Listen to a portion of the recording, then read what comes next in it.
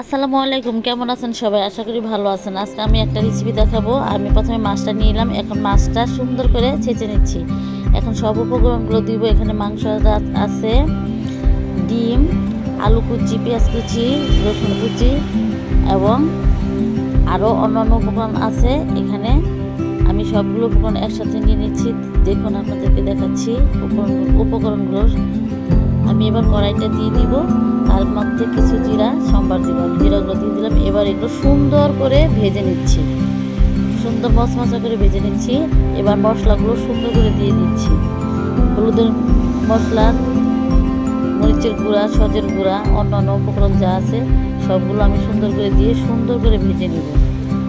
অনেক সুস্বাদু একটা গ্রান এবং সুন্দর একটা গ্রান বেরোচ্ছে, অনেক ভালো লাগবে হয়তো খেতে।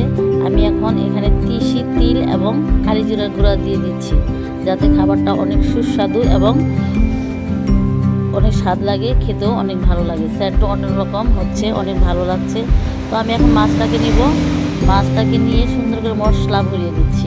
সবগুলো মশলা সুন্দর করে মাখিয়ে নিচ্ছি। অনেক সুন্দর করে এগুলো নাড়াচাড়া করে যাতে খালি না, যাতে মচমচে এবং আরও সুস্বাদু খেতে হয়।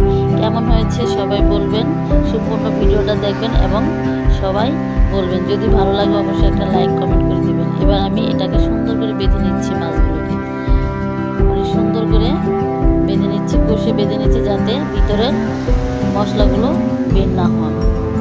আমি সব উপকরণ মাছের ভিতরে দিয়েছি এবং এই যে দেখেন অনেক সুন্দর করে বেঁধে নিয়েছি। এবার কড়াই বসিয়ে দিব, কড়াইয়ে তেল দিয়ে দিচ্ছি। ডোবা তেলে মাছটা সুন্দর করে ভেজে দিব। আমি অনেক সুন্দর করে মাছটা ভেজে নিচ্ছি। দেখেন অনেক সুন্দর হয়েছে, রান্নাও অনেক সুন্দর, খেতেও অনেক স্বাদ লাগবে। ভাইয়া বোন, আপনারা যারা আছেন পাশে থাকবেন, অবশ্যই একটা লাইক কমেন্ট